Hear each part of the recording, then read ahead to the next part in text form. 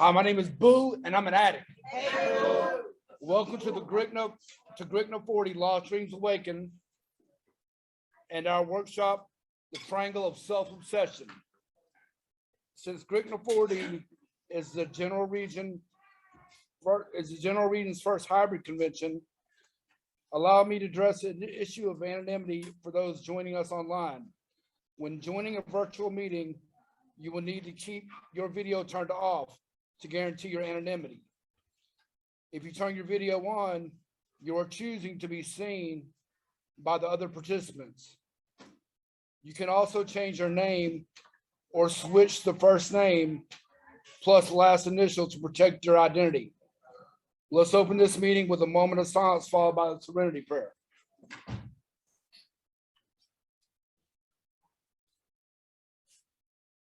Who don't need a sponsor? God, grant us the serenity to accept the things we cannot change, the courage to change the things that I can, and the wisdom to know the difference. I'd like to welcome everybody to the Georgia Region's first hybrid convention, GRCNA 40, Lost Dreams Awaken. Our identification for this convention is to make it available to our fellowship the weekend of, I guess there's a blank spot for weekend of recovery, celebration, and fun. We hope that all addicts receive the NA message of recovery while they are participating in this event. It is our hope that the message we can carry may truly let everyone know that NA is a place to recover and that no addict seeking recovery need die from addiction. There are workshop participation guidelines. If you're joining us virtually, please dress appropriately on the camera. I cannot stress how important that one is. Please keep your microphone on mute unless you are asked to unmute by the host or co-host. If you have a question or need general assistance during the workshop, please contact the host or one of the co-hosts via direct message and chat. If there is time after our workshop speakers finish, you may have the opportunity to share your experience, strength, and hope on the workshop topic. If you would like to share virtually, please raise your virtual hand. Yeah, okay.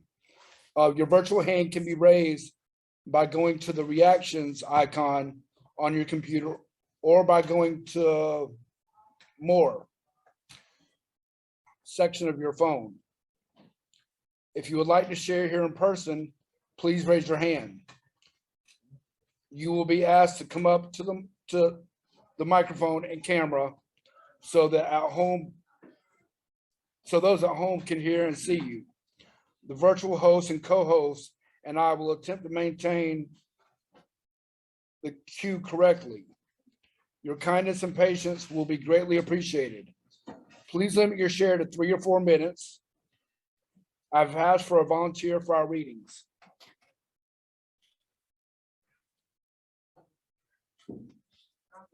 Come on with it, come on with it. How it works. If you want what we have to offer and are willing to make the effort to get it, then you're ready to take certain steps. These are the principles that make our recovery possible. 1, we admitted that we were powerless over our addiction and that our lives had become unmanageable. 2, we came to believe that a power greater than ourselves could restore us to sanity. 3, we made a decision to turn our will and our life over to the care of God as we understood Him. 4, we made a searching and fearless moral inventory of ourselves. 5, we admitted to God, to ourselves, and to another human being the exact nature of our wrong. 6, we were entirely ready to have God remove all these defects of character. 7, we humbly asked Him to remove our shortcomings. 8, we made a list of all persons we had harmed and became willing to make amends to them all. 9, we made direct amends to such people wherever possible, except when to do so would injure them or others. 10, we continue to take personal inventory, and when we're wrong, we promptly admit it. 11, we sought through prayer and meditation to improve our conscious contact with God as we understood him, praying only for knowledge of his will for us and the power to carry that out. 12, having had a spiritual awakening as a result of these steps, we tried to carry the message to addicts and to practice these principles in all of our affairs. Thank you. Thank you. Thanks for reading. And we've asked someone else to read the 12 traditions. I think it's you. Hi, thank you. Jasmine, recovering addict. Do I have to stand up? If you could see. Okay, I can see, yes. Hi, Jasmine. We keep what we have only with vigilance, and just as freedom for the individual comes from the 12 steps, so freedom for our youth springs from our tradition. As long as the ties that bind us together are stronger than those that will tear us apart, all will be well. 1, our common welfare should come first. Personal recovery depends on NA unity. 2, for our group purpose, there is but one ultimate authority, a loving God as he may express himself in our group conduct. Our leaders are our trusted servants, they do not govern. 3, the only requirement for membership is the desire to stop using. 4, each group should be autonomous, except in matters affecting other groups or NA as a whole. 5, each group has but one primary purpose, to carry the message to the addict who still suffers. 6, an NA group will never endorse, finance, or lend the NA name to any related facilities or outside enterprises. These problems of money, property, and trustees divert us from our primary purpose. 7, every NA group ought to be fully self-supporting, declining outside contributions. 8, Narcotics Anonymous should remain forever non-professional, but our service centers may employ special workers. 9, NA has such will never be organized, but we may create service boards or committees directly responsible for those they serve. 10, Narcotics Anonymous has no opinion on outside issues. Hence, the NA name will never be worn into public controversy. 11, our public relationship policy is based on attraction rather than promotion. We need always maintain personal anonymity at the level of press, radio, and film. 12, anonymity is the spiritual foundation of all our traditions, ever reminding us to place principles before personality. Thank you. Thank you. All right, our scheduled speakers for the workshop are Rodney W. and Willie L. Thanks, Sam. You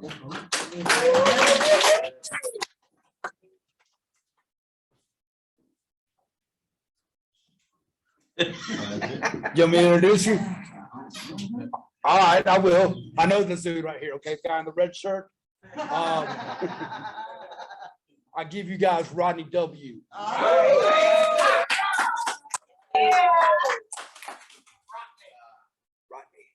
So, I'm an addict, my name is Rodney. What's up, Rodney? And, I don't know if the IP is up there or not. Yeah, it is up there. All right, I'm not gonna read the IP, you can read it while it's up there. It's one of my favorite IPs. And, the reason I really love this IP is, my home group is Architects of Adversity in the Marietta area. Yeah. And a guy named Greg P. wrote this IP. I did not have the honor to meet him, but I've listened to some of his shares, and they really touched me. And the way he wrote this IP, like it just, I can totally relate, and our literature, like that is what keeps me in Narcotics Anonymous. The identification that I have in this literature, and other people that come into these rooms and they share, like, I know I'm in the right place. Yes, sir. I don't deny that. So, I don't know. I'm really tired. I expected to come in here with booming energy, and it's just not the case. So if I yawn, I'm just tired. And, you know, I love this IP, like I said. I'm gonna start with a little story. When I was 5 years old. And this is like one of the first things that I remember as an addict. And I've shared about it many a times, and I usually try to talk about it when I tell my story. Because it's like one of the first things that I remember. My active addiction behavior was there at 5 years old, you know? So at 5 years old, my dad dropped me off at this daycare, and it was at a church or something. And I can remember when he dropped me off, like I had an out to go to before the people at the facility saw me. And then he left. So it's like, man, this was back in 75, y'all. So, you know, there wasn't the parental watching like there is today. And so, I don't know, I knew how to manipulate things at 5 years old. And I didn't know that that's what I was doing, you know? I just was trying to have fun. And I can remember I evaded the teachers and everything until all of the kids had come and went into inside. And I was out there by myself. And I remember going out and playing at the marquee out there and taking the letters and the numbers and moving them around. I just thought that was the best thing. I remember playing with the water hose. I remember going over by the air conditioner and going, oh. I was having so much fun. And I just wanted what I wanted, and I was getting it, you know? And I lived on the road that this place was, and I knew my dad drove straight down that road and brought me off, you know? So I think it was, hey, they told me it was about 2 miles. I had no idea. But anyway, I walked back home on this road, Union Road in North Carolina, right outside of Charlotte. And I walked down this road, and I got home, and my dad was there. And I can remember when I walked and went inside the door, and he looked at me and he said, "What are you doing here?" And I just, I said, "I walked home from school." And he grabbed his belt, he beat my butt. And I didn't know what to think, because I thought everything I did was okay. But yet I knew from the minute that I did that I was doing something wrong. But I didn't understand the punishment that I was getting because of my actions. And, you know, so I say this story because this is like the first of many things that happened, you know, through my adolescent life that formed me, like this IP talks about, that formed my mind and, you know, the way I wanted everything. I wanted what I wanted, and I wanted it now. And I didn't like the people telling me I couldn't have it. You know? I understand this IP to be about my behavior as an addict. And I understand, you know, it talks about the relevance of someone that is not a child, that is not an addict, and that, you know, pretty much understands like something greater than itself. Like, well, I mean, it says it. And I was forced into, you got to learn this. You got to go to this church, and you got to live this way. And like, I went, but it just never fit me. I just never found like the connection that I needed. You know, I mean, I started using drugs, and that was my connection.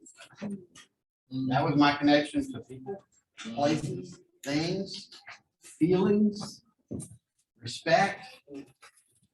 And, you know, I loved it. And that, you know, I wanted more of it. It was just, it's what I wanted. You know, and like some of my behaviors, my character defects are, you know, I gotta be right. You know, today I don't like to be right, and I have a friend that they despise it when someone tells me that I'm right. And, you know, I guess I can understand. Because I want to be right. I want to be first. I don't want to have the fear of being left behind or left out. You know, I want to be in the center of attention, and I want you to know that I want to be in the center of attention. You know, and that, you know, and I laugh and I create jokes to hide the little kid in me that's terrified. Yeah. You know, I'm gonna tell you the truth, and I'm gonna be honest. And the reason I'm gonna do that is because what goes on up here shows me no mercy. And if I don't tell you the truth, what's going on up here, I'm not gonna get past it. You know, and I don't want to go back out there and use. That is a hell that I don't ever want to go back to. So I don't know. I've wrote down a couple things that, you know, have recently happened in my life, recent events of where, thank God that I didn't act out, because at least I would have just embarrassed the hell out of myself, right? I mean, I could have caused a lot of chaos. And I'm gonna say this first, like, I love my home group, and I've been at the same home group, and I will be celebrating 10 years at the same home group in September. You know, I love it. And there was a long time where there weren't a lot of people in this home group. And now we have a tremendous family. And I just keep coming back because, you know, I love them and they love me. And I'm not gonna lie, like, I wasn't feeling it, not just recently. And I was at my home group and everybody sitting there, everybody share, everybody was aggravating me. You know, I mean, We know about that. and I don't think a soul there knew that I was in tremendous pain. And I think, I don't remember, honestly. When it came to me, I think I passed. And in my home group, it's round robin. Everybody shares, you know? And when it got to me, I think I passed. I think I said, I'm just gonna listen tonight. And it's probably a good thing that I did. You know, and that's my higher power do it for me, what I can't do for myself. Because if I open my mouth, I'm probably gonna hurt feelings. And like I said, at least I'm gonna embarrass the shit out of myself. And I can remember, as soon as that meeting was over, I left. I didn't say hi, bye, I just left. And I think somebody was in the way on the door, and I hugged them as I passed. And I called my sponsor as soon as I had the opportunity, because I was hurting. And, you know, I don't have the luxury of calling my sponsor and talking to him every day. Me and my sponsor talk about once a week, and we try to do it, you know, for about 2 hours. And we call it catch up, you know, and I'll call my sponsor when I'm driving down the road and I just ran a red light and I'm angry, and I'll call him and I'll leave him a message. I just did this, Sean. I know I'm acting stupid, you know, I'm leaving him a message, okay? And I know I'm acting stupid and I did this. I said, but I just need to tell somebody. And so the reason he's my sponsor and has been for over 7 years is because when I make that connection back with him, he remembers all of those calls, and we talk about him. He knows me, and it's amazing, like how that happens. And he just gives me such peace because he says, "It's okay, Rodney." He said, "Let me tell you about yourself for a minute." You know, and yeah, I needed to know. And you know, right now where I'm at with my sponsor, it's in a beautiful place. And although this up here doesn't want that to happen, and it's really hurting me right now. I went to a concert last Monday, and I like to get to concerts early because I like to get shirts. I like to get the posters. I like to get the low number special posters. Like I said, I like to be right. I like to be first. So, you know, me and my friend that are there, and she is over there. She's got to run her purse through this because it's the conveyor belt thing. And I'm over here. I just got to take my pockets out and dump it in this bucket and go through here. But there's only two people in front of us, one here and one here. And this is difficult to say, but this is what happens up here. This lady comes up and says, "Excuse me," and I, you know, kind of startled me a second. She came by and her friend, and they went through the gate right there. I'm like, "What is this crippled bitch doing?" That's what went through this mind, you know. And then she sits down in the chair and they get her water. I'm like, "Oh, she's playing, you know, the I'm hurt game or I'm dehydrated game." You know? I'm second in line, okay? I have seats that I paid for 5 months ago on the floor. I'm gonna see the band regardless of what this is happening. And I know that I'm an addict because the guy in front of me didn't faze him. Everything that was going through me, that guy was sitting there, coming through his phone. He didn't give a shit. He did not care that he wasn't gonna be first. He was first, but he didn't care that these people were up. Unless I have these spiritual principles to counteract my character defects, I cannot find compassion. I can't find love, you know, and that's what this IP is all about. You know, I don't just get a resentment from somebody. I have fear that interacts first that I don't see because I've polished it off with so much pain that fear is hidden and I don't even see it, right? And then the next thing is anger. I was angry in my mind, but boy, I didn't say anything. I was lucky. But I was like, who in hell do these people think they're breaking in front of us? You know, and I don't know. I'm glad that I'm an addict. Because I'm glad that I'm an addict. I'm glad I have a program that helps me deal with it. Because otherwise, I could have just left right there and went got high and never saw the concert. I didn't get angry. But that's what happens. My fear creates anger. And then I get resentment.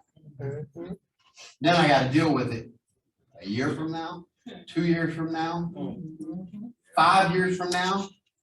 When I obsess about it enough and compulse about it enough and the pain gets great enough, I'll deal with it. You know, one of the things that my sponsor told me, he said, "Rodney, right now, when you're dealing with your higher power, there is a chasm that you're trying to get past. And it's a mile long right now. And that connection is just not there. You know, and like I'm at the ledge of this chasm, and on the other side is acceptance. You know, and I know that I first have to surrender, right? In order to get that acceptance over there, I've got to have some faith.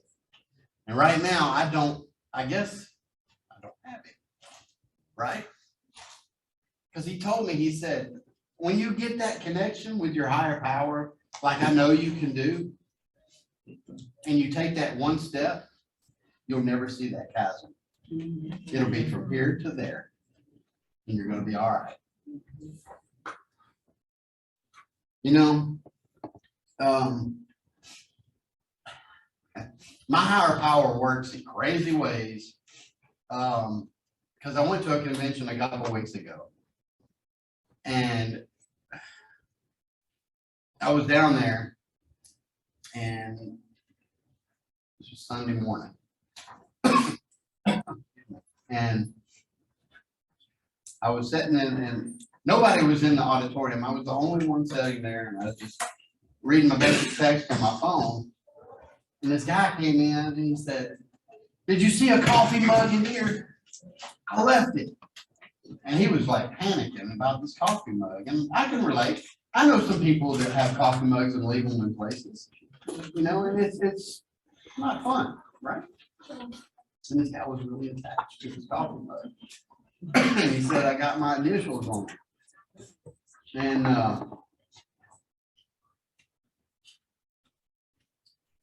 I told him, I said, "What did it look like?" He described it. And I was like, "Well, where did you leave it?" He's like, "About 5 hours back there." Wasn't back there. And I told him, I said, "Well, evidently somebody picked it up." "Yeah, but it had my initials on it." And I said, "Well, maybe it had their initials on it." He looked at me like, "What the fuck?" And, you know, I said, and you never know, man. They might have picked it up and said, "Look what God gave me." Dude, I was not expecting this. This guy started bawling. He started crying. And I got up and I hugged him. Because that's what we do, right? Yeah. And when I hugged him, he started bawling and he unloaded. And it was the most amazing thing because, like, this program gives me the awareness, if I'm working a program, to see myself coming. And if I don't, I will screw some shit up. But when it gives me the awareness to help another addict, and not use and stay clean, man, that's what we're here for. You know? To carry a message of recovery, excuse me, and to not use. And I'm glad that I'm not using today because, like I said, it was a hell that I never really ever want to go back to. It was fun, but it was not fun. It was a prison. And, you know, I'm really so grateful for conventions. And I counted all of these tags that I have at my house the other day. Excuse me. And I think I counted 15 or 16. And I posted on my home group that how many actually more that I knew that I had. But I think I have more than that. I think I have about 8 more. And I didn't start going to conventions until 2.5 to 3 years clean. So that means at about 2.5 to 3 years, and I'm at 9.5 right now. So 6 years, I've been to 22, 23, 24 conventions. I'm like, holy crap. You really fucking care about your recovery, Rodney. You know, you're doing something about it. You're going and you're listening to workshops, speakers. You know, I read the literature like crazy, man. The identification, like I started off with, that I find in this IP with you guys, like the speaker tonight, you know, when I look for the similarities, I find them. Yeah. When I look for the differences, I'll find them, but I'll probably be heading out. Right. So I'm gonna keep coming back, because this is the only thing that has kept me clean. And I know that. Thanks for letting me share it. Yeah.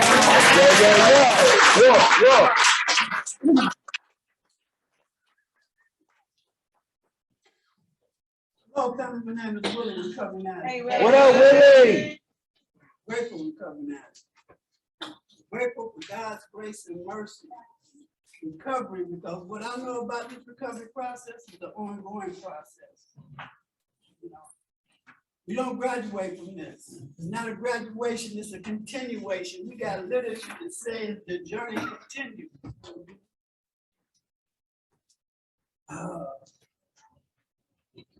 No, this is an emotional time for me right now. Yesterday. Truly grateful because this program gave my mom the opportunity to see her son living clean. That's right. So I'm truly grateful for Narcotics Anonymous. I was asked to share in the triangle of self-obsession. I'm gonna read, it was fourth paragraph, where it explains what the triangle of self-obsession is.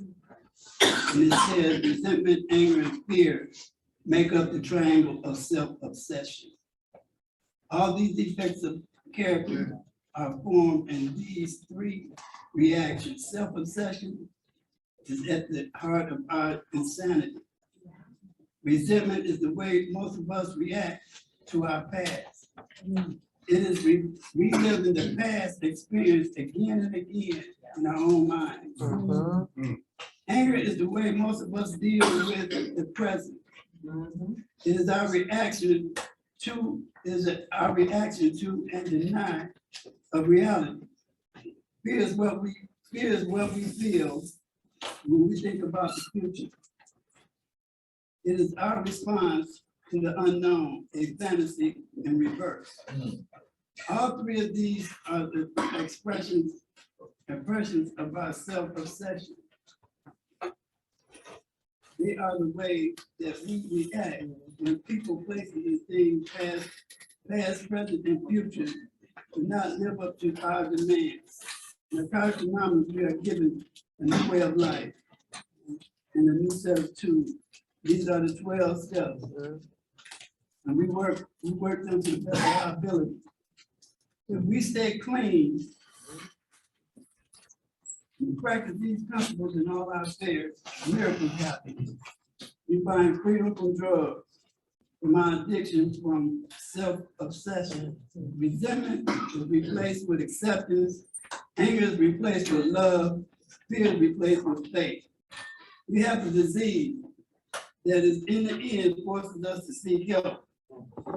We are fortunate that we are given only one choice, one last chance. We must break the triangle of self-obsession. We must grow up or die. That's right. That's deep. You know, when I look back at my life, there's a lot of anger way before I even picked up my first substance. See, I grew up with a single parent. My father wasn't in my life.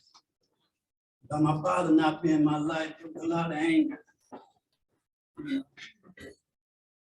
lot of anger. Also resentment. Resentment the fact that he wasn't there. When I think about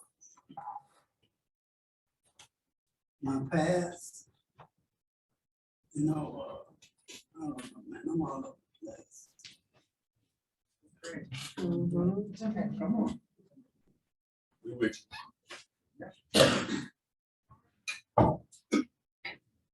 You know, there was a lot of anger before I came to Narcotics Anonymous. You know, it was anger when I got that nurse judge. He told me I had to go into treatment. Not knowing that that's what I needed. Not knowing that was gonna save my life. Not knowing that that was gonna take me away from the streets and learn this new way of life. But I'm grateful for that today. You know, During my using, there was a lot of resentment.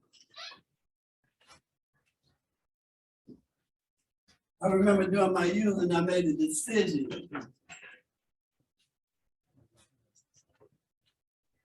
Let me tell y'all something. Sharing in the rooms of Narcotics Anonymous can be very risky. Mhm. But I'm gonna share some shit with y'all. Come on. I remember having a resentment, man.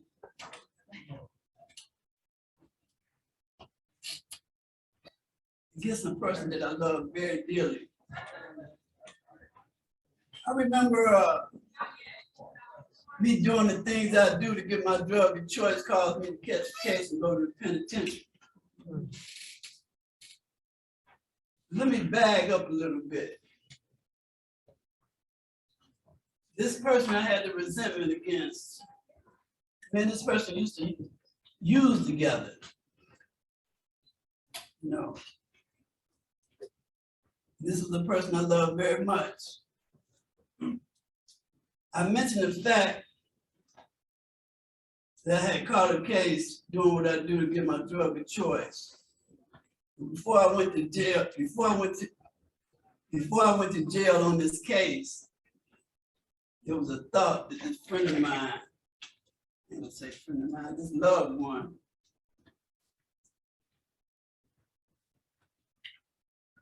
had the HIV virus.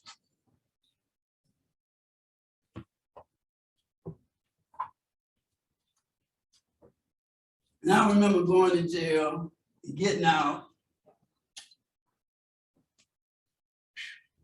As I got back out, I asked this person, I said, man, hey, you got that thing, man?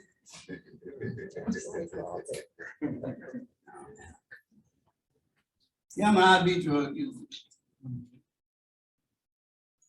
I made a decision to use behind this person. And I wound up getting sick and catching the virus. Need to say, this guy that I'm talking about was my brother. And I had a resentment against him. A strong resentment. It wasn't until I came in the rooms of Narcotics Anonymous, started working on self, did a 4th step. I learned to replace that resentment. I come to realize I had to see what part did I play. 'Cause I knew that there was a possibility that he might have had. But I made a decision to use behind him anyway. Mhm. Come on. Yeah, I made that decision. You know? But it wasn't until I came to the room of Narcotics Anonymous realized that he suffered from the same thing I suffered from, the disease of addiction. You know, I knew my brother loved me, and I loved him. Matter of fact, he died. He died. But it took coming in the room of Narcotics Anonymous, working on self, doing some step work, that I was able to replace that resentment with love. Yeah. There was a lot of fear too during my youth because I didn't want to come in and tell y'all about this. There's a lot of fear about what y'all may think of me. Working on self. I've learned to replace that fear with faith. See, I got a God that loves me. Yes, sir. You know, because when I look back, man, I'm 71 years old. I'm BC. I'm before crack.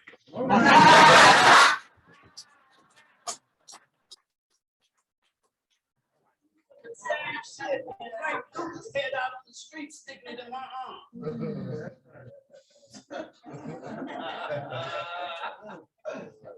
Yeah, I'm BC. I'm before crack. I'm grateful, man, that I'm still here. Man. Yes, yes. That dudes I came up with ain't around anymore. This program is teaching me how to be a better person. I always introduce myself as a recovering addict. Because I suffer from the disease in which there ain't no cure. No. The disease I suffer from can only be arrested. That's right. And I keep this thing arrested by doing the things I need to do to stay here. You know, this program has really changed my life. You know, I mentioned the fact that my mom passed away. And I remember she was sick in the hospital. And at that time, I had surrendered to the program. By me having this virus and not working, I was able to do meetings on the regular. You know, I remember they told me to do 90 meetings in 90 days. I did 2 meetings every day for 4 years. Didn't miss a day. Didn't miss a day. But my mother's dying bed, man. I see the gleam in her eye, man. She was at peace. I explained to you, my brother died. And see her oldest son living clean and working this program. Well, that was what she wanted.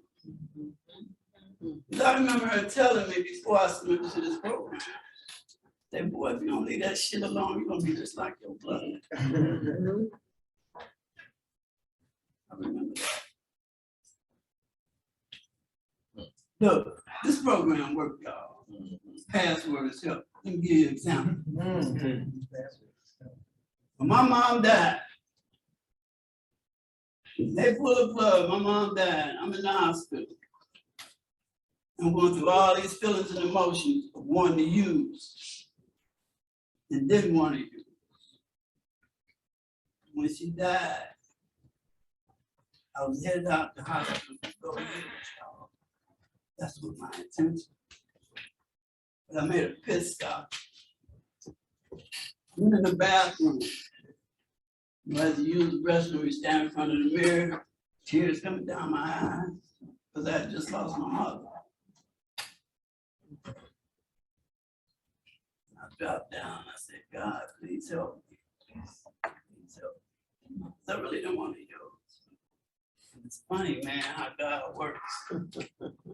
I come out the bathroom.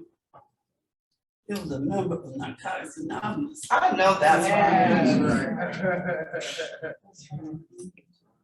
And as I come out the bathroom, I remember what I heard in the meetings as I was doing them 90s and 90s. What I heard was, passwords help. Closed mouth don't get fed. Yes. I went to this gentleman and told him what I was going through. That I wanted to use when my mama just passed. And from that day to this day, I have not found the necessary. Yeah.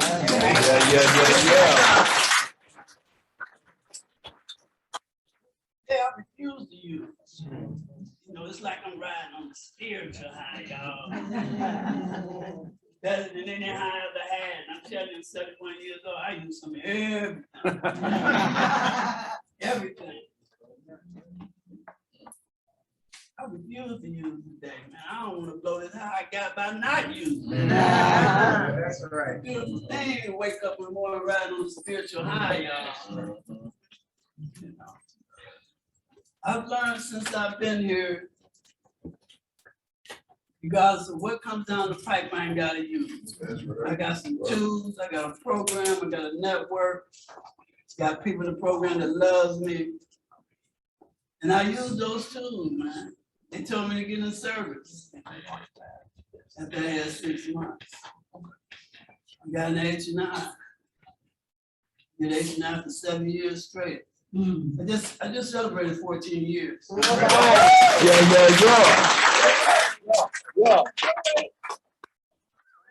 Oh wait, That's right. they told me to get into service, man. I got an H&I. I did H&I at the same facility that I went through treatment. Did that for about 2 years. And I continued in H&I. I had the opportunity to go to state correctional institutions, detox centers and hospitals, and bring members in from Narcotics Anonymous to share their experience, strength, and hope. And sometimes I would share mine. You know, I don't know, man. This program has really changed my life. I ain't the same person I was before I surrendered to this program. I'm a better father, better husband. I'm a better person. I believe in giving back. See, what I know about God that I serve, He ain't get me clean just for me. He got me clean to help someone else. We got a primary purpose around here. That's to carry the message to the act and still suffer.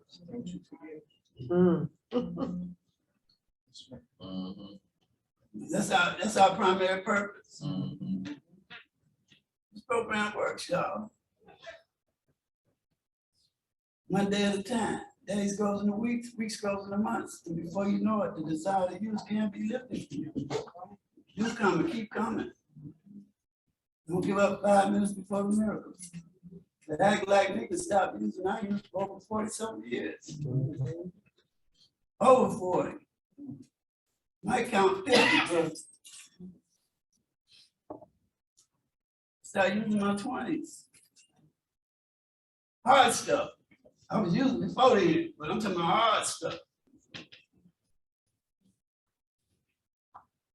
I can never pay with Narcotics Anonymous. So when they asked me to come up and share my experience with them, I didn't hesitate. I don't be knowing what I'm gonna say when I get up here. I let God do the work. Right. That's When I right. first started, I used to, I'm gonna write this down. What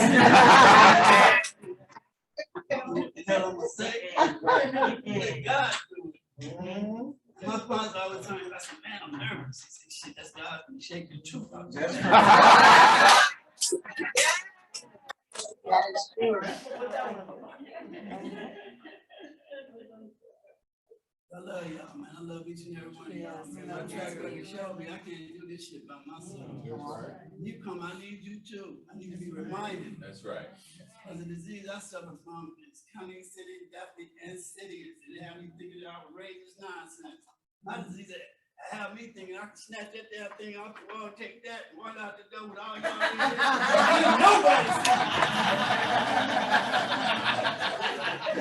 Nobody see me. That's not happening this thing in, man.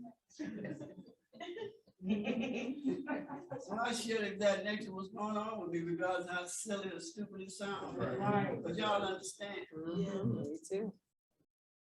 You know, this is my medicine. Like any disease that you gotta take your medicine.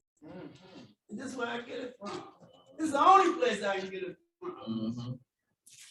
Some other people, they don't understand this. This literature helps me. The we of the program helps me. You'll notice the 12 steps have the word we in there. It's not our program, that's the other sort of shit. It's the we thing.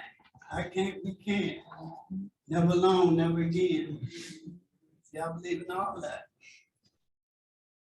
You know, I used to beat myself up about how long it took me to get here. But you know what? Thank God every day that I'm here.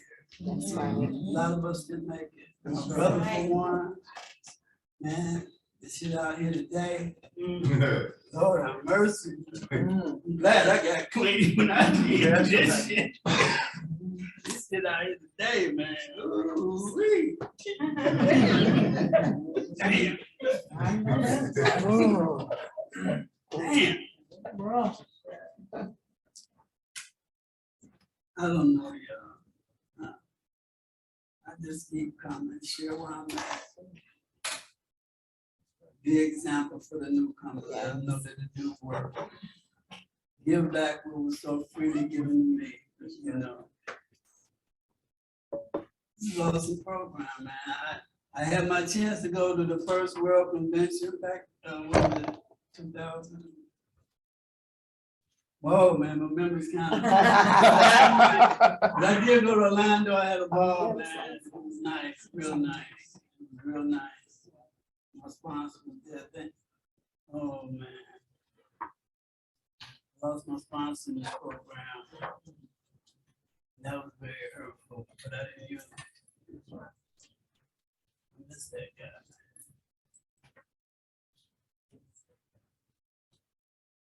It's okay. I don't know, man. I just keep coming and keep sharing on that and just give back. If anybody tell you they love me today, I do.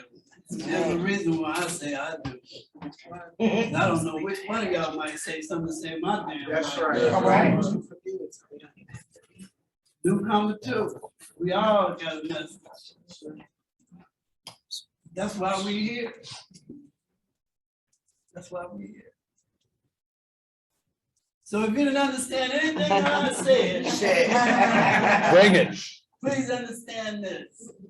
This is Narcotics Anonymous message, and that message is an addict. Any addict. And stop using drugs. Lose anxiety, you can find a new way to live. Our message is hope and the promises of freedom. When all is said and done, our primary purpose is to carry the message to addicts who still suffer. Because that is all we have to give. My name is Willie L. and thank y'all for listening.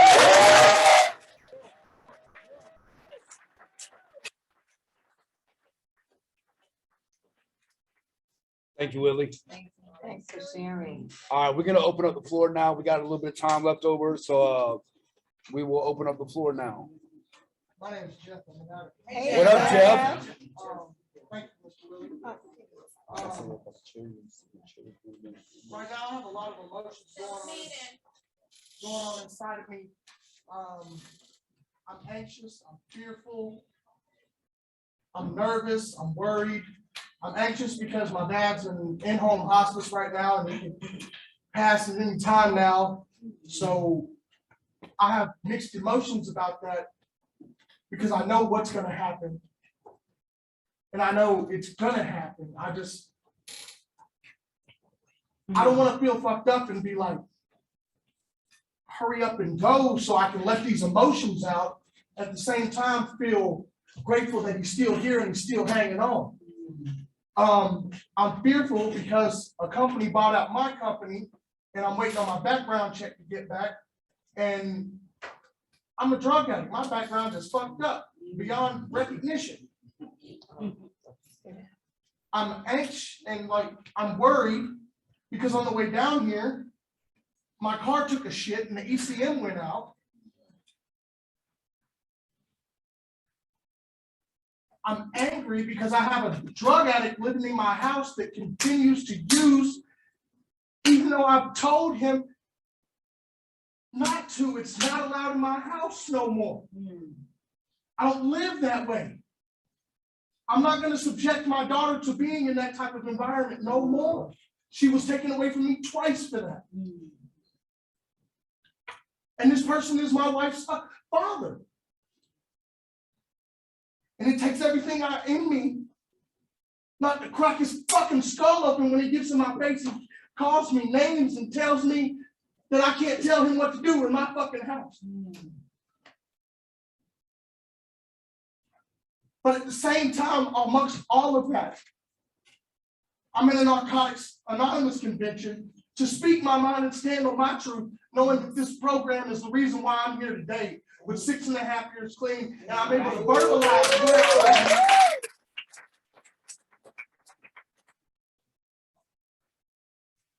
Just like Mr. Willie said, my father spoke to me and said that, Jeffrey, I'm proud of you. I've seen what you went through. You're the man I never could be. That's all I've ever wanted from you. I just never knew how to tell you because I am a drug addict.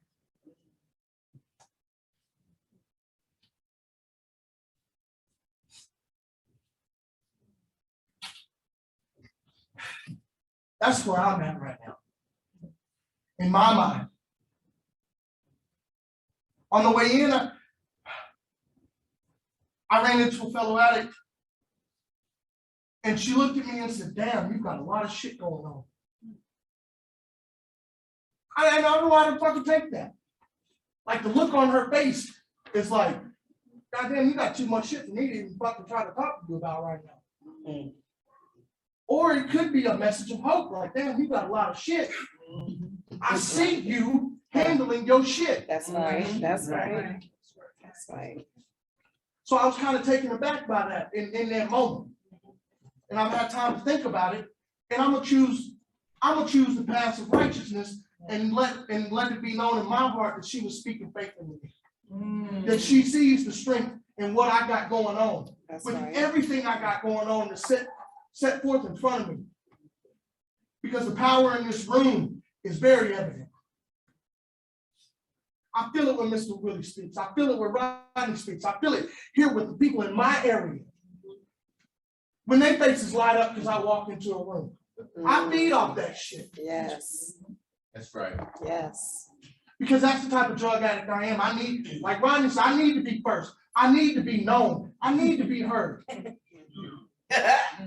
by God, when Jeffrey Lowry walks into a room, you go fucking know it. That's right. That's right. No matter what I feel, I am so grateful that I'm able to verbalize how I feel today in a positive manner in a room full of drug addicts. And not get looked at as a piece of shit. But get looked at as a recovering addict that speaks his truth. That's where I'm at today, man. And this shit is so up and down, man. And I tell you what, my highest highs are wonderful. My lowest lows now are better than my highest highs I've ever had using. Because I swear to God, I'll be $12 dead broke with a piece of shit car, but my bills are paid, food on the table, my daughter's happy, my wife is happy. What else do I need? I got 6.5 years. What else do I need? To keep coming back, that's what I need. Come on. There you go. Password is help, right? Yeah. Ah, I speak my shit and I get my help the way it fits my need because that's how my God works. that's right. Thank you for letting me share. Thanks for sharing. Love you, Jeff. Yes, that's one. Next. Well, we got all kinds of time. I know. Don't make me start calling on people. Uh, My name's Amber, I'm a recovering addict. Hey, Amber. Really thank you for sharing. Thanks guys for being of service. I'm really grateful to be here and be clean. You know. And yeah, man, Jeff's car started playing some games and I was like, bitch, I wish you would. And you know, I got a cell phone today and I got some pretty down ass friends in Narcotics Anonymous, man. I mean, not the fact that they're married or anything, but I already know that, like, when I called my friend, I was like, hey, you gotta come swoop us up, man. Like, this car's playing games. You know, she was like, I'm on my way. Shit, it was no thing. And I'm really grateful for being able to have people in my life like that. So when it comes to this pamphlet, I love the triangle of self-obsession pamphlet. It is everything. Because what I get from it and my understanding of it for me is that when I'm living in resentment, anger, and fear, I am robbed of the spiritual principles of acceptance, love, and faith. That's it. You know, we were just talking about this shit at a meeting the other night. You know, I'm the type of person, and this is just me laying out my truth. I'm the type of person, my favorite form of a resentment for me is to have a resentment for my friends. And I know that's probably really sick. But I love to get mad. For you. And what I have peeled back from that for me is that I've found people that actually have me in my life today. And so when one of my friends is hurting, I want to make you feel small, bro. And this is the sickness part of my disease that, you know, because my disease tells me I don't have one. That's the unfortunate part about being an addict, right? Because I have a disease that tells me I don't have one. And it feeds off of those negative behaviors, you know, it feeds off me getting mad, you know, and all it's gotta take is a close friend of mine to be like, man, so-and-so hurt my feelings, I'm gonna pour that bitch at. What's that? You know what I mean? And then I gotta take a step back and I'm like, wait, hold up, there's always two sides to the story. You know, and I have to remember that, like, those are the types of behaviors that rob me of loving you at my fullest potential. I've always searched for love and acceptance my whole life and did some, reckless things to try to obtain that. Mhm. And Narcotics Anonymous tells me that I don't have to do that today. And through the process of doing step work and getting naked with my sponsor, I have found that I just have really big feelings and I don't know how to process them. So instead of processing them, I just flip it to anger. Mhm.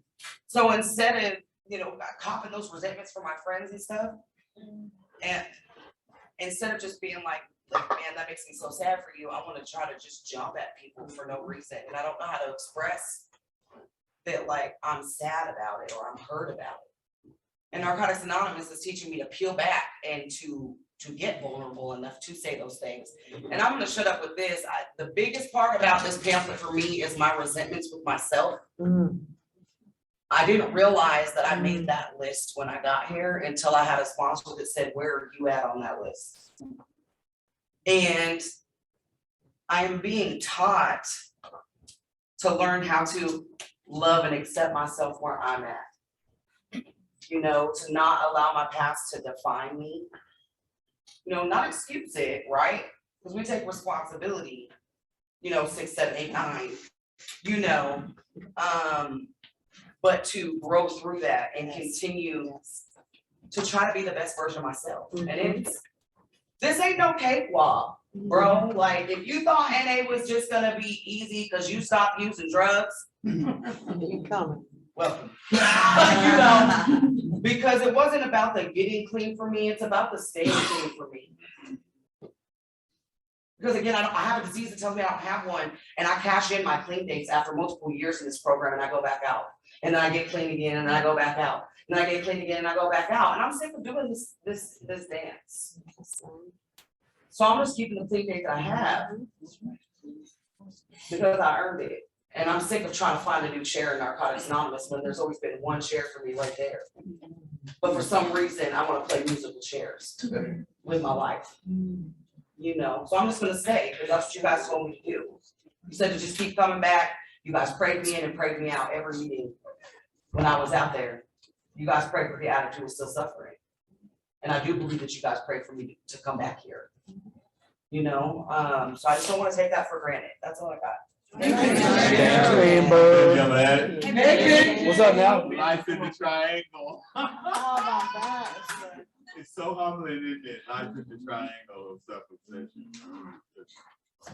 So humbling. It's just, but the good news is, I tell you what, man, men and women, when you find yourself in a Narcotics Anonymous meeting at 10 o'clock on a Friday night, you're well on your way. That's right. You're well, don't underestimate this, wanting to become better, men and women, this seeking, not just the seeking, the way we seek. I discovered recently that we got like our new obsession, because you're an addict, there's always an obsession. But one of ours is getting better. I mean, we're like really obsessed with getting better. And that is so amazing. I mean, just the awareness. I mean, I was talking to somebody and then I'm thinking, you know what? All them years where I was just acting, I wasn't even aware, just the awareness to be able to see myself coming, or be able to see where I'm at, or see what I'm struggling with, or see my locations. You know what I mean? To see I'm stuck in fear, or see I'm stuck in, the way the woman would say, this is how my disease set up. I mean, I'm telling you, man, and it's those are some lonely moments to be in the triangle, but we are always in the triangle, and it's so, I'd be so happy when I ain't in the goddamn aiding compulsion, aiding this or that, you know what I'm saying? It's like, that's a good day too, but it's all a good day. And I just love the sharing tonight from the floor and from the speakers, And it's always important for us to remember our primary purpose. Because I don't know about you, I get so distracted with my life, my house, my car, my money, my job, my feelings, my relationship. I don't think that that's the primary. But I'm the primary.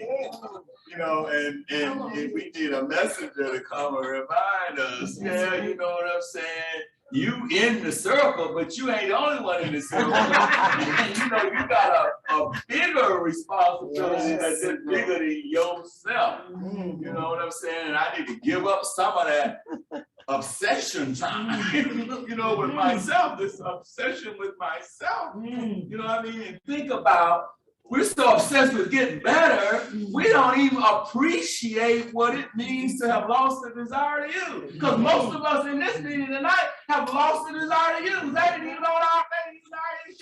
And there are millions and millions of men and women around the world that struggle right now walking the streets of Atlanta and all over the world that have not even lost the desire to use. So we are so far on our way. We're further along than we think we are. You know, say, I'm doing better than I feel. Right. You know, when you preoccupied with yourself, 9 times out of 10, you're gonna find yourself unhappy with yourself. Unhappiness is because you got there too preoccupied with yourself. You know, we just pick ourselves like a pimple. You know how you have to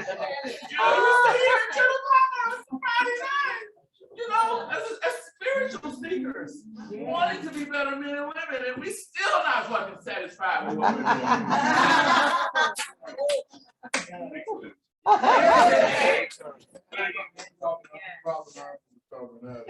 What's up, Rob?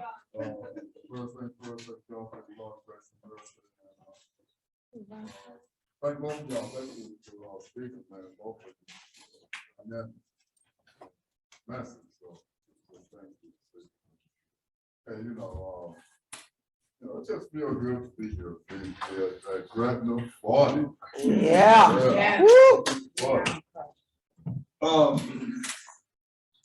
Benji, you said a lot of what, what I had on my mind.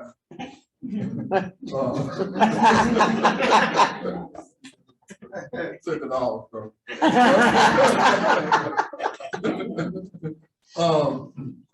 So, this program has given me so much. But one of the things that it gives me that I'm so grateful for, number one, is the freedom from active addiction. That's number one. But just the awareness that this program gives me, that Benji was talking about. Because that's the way I live my life. I live my life in that triangle, caught up in that triangle, before getting here. And the thing is, I just didn't know it. I was caught up, but I just didn't know it. It was just automatic for me. And I thought that was the only way to live. I didn't know nothing about spiritual principles, but today, just, when I get caught up in this self-obsession, I see myself coming. I know how, I know what's going on, and I know how to get into the solution, So I'm just grateful for the awareness that this program gives me, and there's a deeper awareness, a more awareness every day. That's why I keep coming back,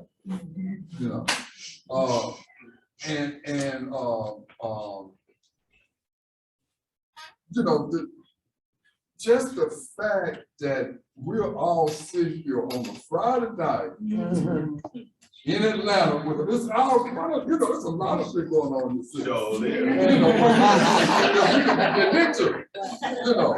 We're sitting here, we're sitting here in Narcotics Anonymous, and happy to be here.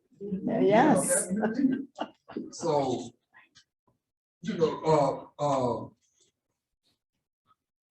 just thank God that I don't have to live the way that I lived before I got here. and that the obsession has been lifted. And the dope is not my issue today. It only become my issue when I pick it up. If I don't pick it up, Can't get I can't get up. So I'm just grateful, man. You know, I'm grateful for you all. So anyway, that's all I have. I'm an addict. My name's Harvey. Hey, What's up, Harvey? First, I'd like to thank my higher power for allowing me to be here anywhere clean today. I'd like to say welcome to the newcomers and let you know that you are in the right place. You know, when I think about the triangle of obsession, when it states, it says some of us falter along the way. You know, see, because before I picked up drugs, I picked up behaviors. You know, and that led me to the dope. See, I picked up my first drug when I was 8 years old, coming up on the north side of Philadelphia. You know, and all my life, I lived with that compulsion and obsession until I got sick and tired of my own trifling ass. And I came to these rooms and y'all told me to say, grow up or die, motherfucker. That's the way they told me. I see, and I was listening to sharing around the rooms, and I can say today, my mother is my biggest cheerleader. You know, when she used to say, folks call and say, well, Harvey's back in jail again. But now when they call and say, well, Harvey is helping somebody else again. See, because today with the program of Narcotics Anonymous, today I'm a certified peer specialist. I'm a certified anger management specialist. I'm a certified addiction recovery empowerment specialist. I'm a certified forensic peer mentor. And thanks to this program, I have a bachelor's degree in psychology. And that's because I live this program to the best of my ability. No, hell no, I don't live it perfectly. But I live it to the best of my ability. And thus far, the best of my ability has kept me clean. May the 20th, I have 18 years. And see, that's coming from this addict that was homeless, eating out the trash cans, wearing the same clothes weeks at a time, walking around smelling like death, standing on the corner. But you couldn't tell me how strong I had up in my pocket. It ain't me. But see, today, I have a life that is truly worth living. See, the literature says, Narcotics Anonymous give you a new way of life. I ain't never had an old one. I finally got one. Thanks to this program today, I have a life that is truly worth living. Yes, sir. And I'm here to tell you, if ain't nobody told you that they love you today, Harvey love all of us. Thank you for letting me share. Thank you, Harvey. Yes, sir. What's up now? California. California, yeah.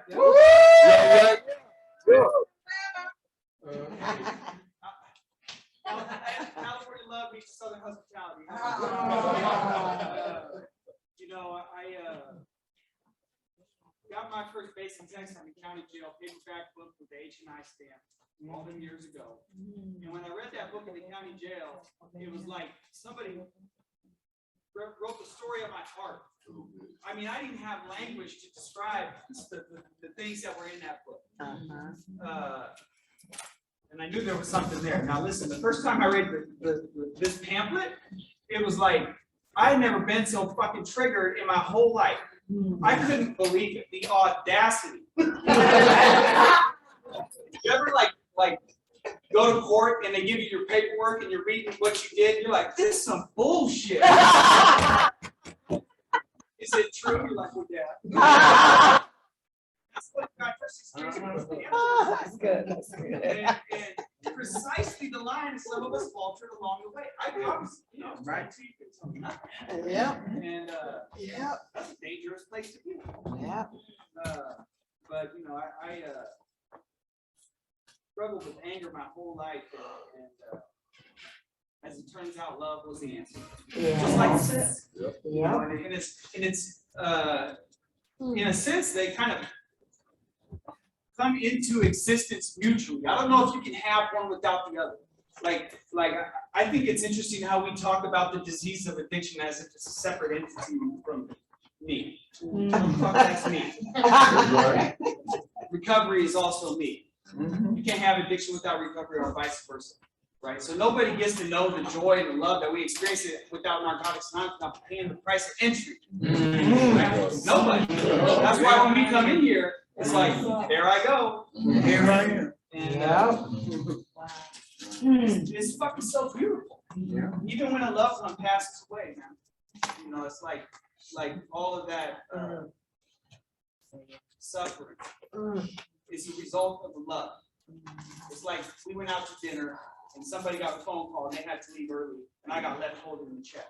Well, that's what the relationship was. My sister passed away a couple years ago, and you know, I've been through a while, and it ain't the first time, but it was really hit me close, you know, and I was thinking like, what is this? You know, why is the obvious question?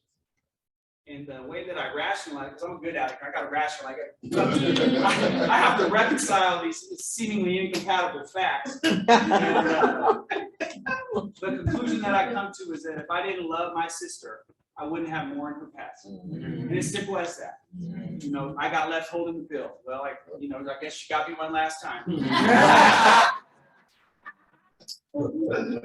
know, I wanted to come to a convention on the East Coast, and it was either this one or Ocean Cities. And I was just talking to my fellas are here, and they said, well, let's go to Georgia. So here we are. We didn't know what we were walking into.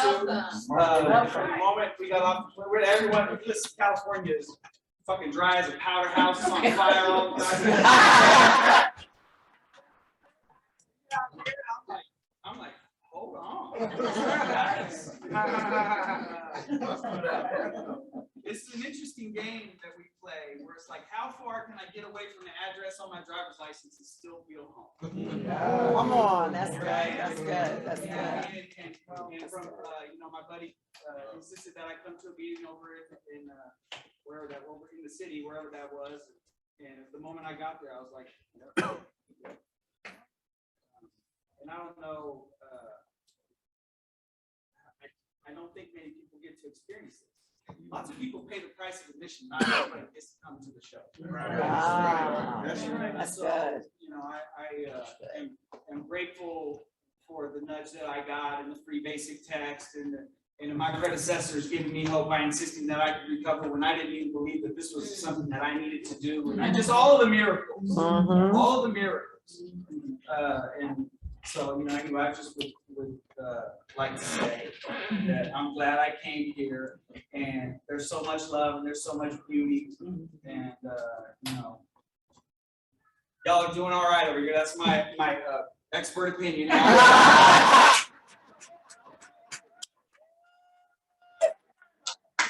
I feel it in my heart. Thank you. My name's Gene, I'm Ned. What's up, G? I've known that dude for about 20 years or so. We met in county jail. Oregon. Oregon. And we were 20-year-old fuck kids in jail, right? And I didn't understand the path that I was gonna go on. I wasn't ready to go to Narcotics Anonymous, get clean or none of that shit, right? I was fucking know-it-all, arrogant, running and gunning punk from the streets of Paradise, California. Right? And we come over here to this convention, and we like there's this network now of Narcotics Anonymous. My clean date's March 15th, 2004. And this program, surrendered, listen to Narcotics Anonymous. I haven't had to use those character defects as survival skills and use the spiritual principles as tools to be a better man. So I come over here, we've gone to 5 meetings in whatever it's been, a day and a half. And I'm listening to all these stories from these young men and women that grew up in a completely different atmosphere. Talk about the ghetto, the streets, Philadelphia, and Atlanta, and all this shit. What I can tell you is, living in that little podunk town full of white people and pine trees and fir trees and shit, is those feelings I had with shit parents and no one to guide me growing up. Right, it's the same feeling. Fears and inadequacies. I'm not good enough. I can't go nowhere. I can't be no one. Right? Well, it's a big Atlanta. We're home. Well, I wanted to come here because I have this belief.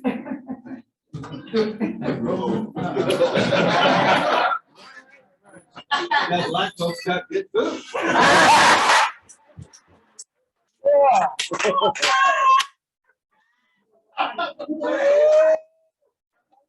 That's all I got. That's a fact, that's a fact.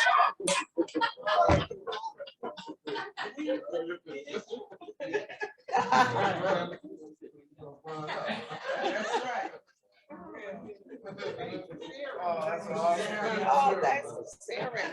Thank you, sir. We got a few more minutes. My name's Jay, I'm an addict. Hey, Jay. I'm down here working, staying in this resort. No idea this. Wow, welcome. Woo. 7 months, almost 7 months. I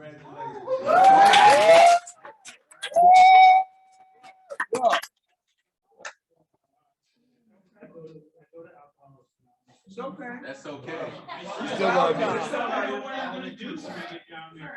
I looked, I said, are there AA meetings anywhere? Are there AA meetings anywhere? 2 days ago, I'm in the cafeteria and I run into a girl and she says, oh, well, there's a convention. Doing something. Welcome home. That's it.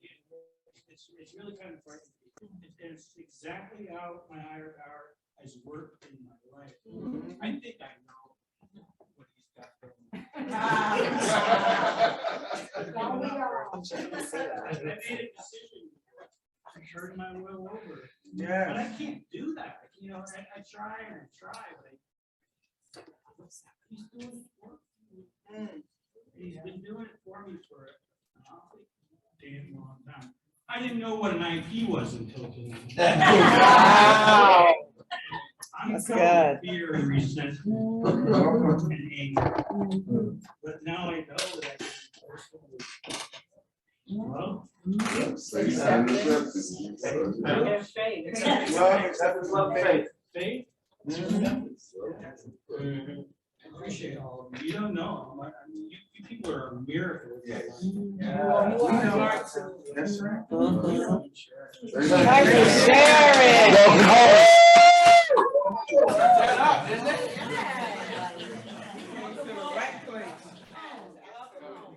Okay, one.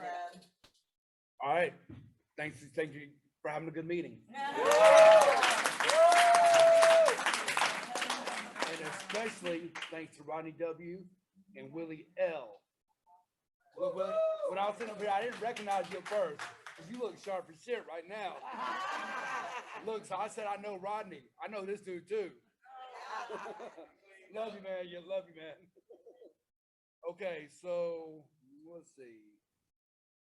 As our 11th tradition states, our public relations policy is based on attraction rather than promotion.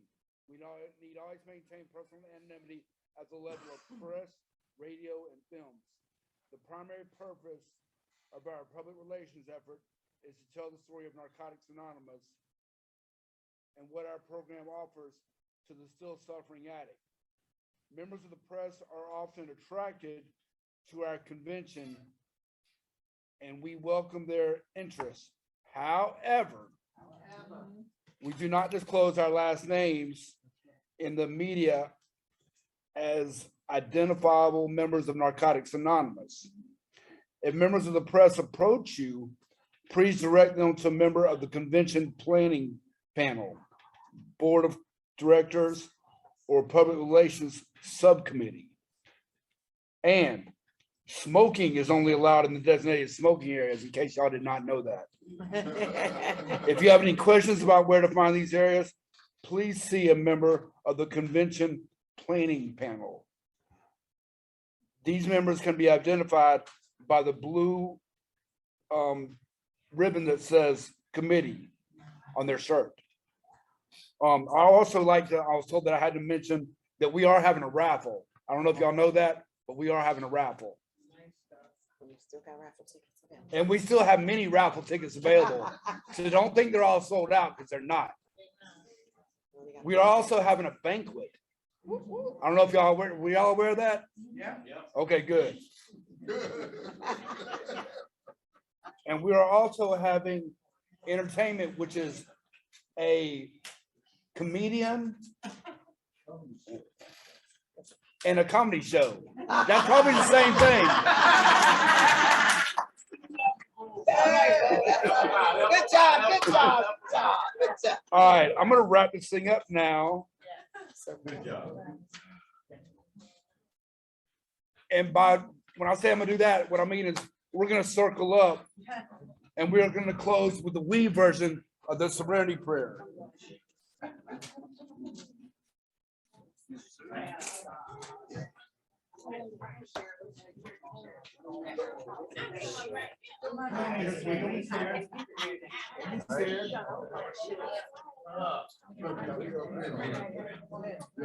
You guys gotta come on in. Let's make this something happen.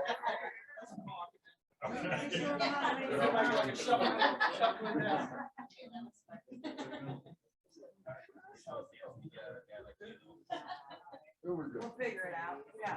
Come on. Bring it on in, bring it on in. Just a little bit. All right. Well, we're close. Okay, let the circle right here that we're all seeing right now represent what we can do together, that we can never, ever, ever, ever, ever, ever do it. By a moment of silence for whatever you feel necessary to take it for. And we will close with the we version of the Serenity Prayer. Who don't need a sponsor? God. The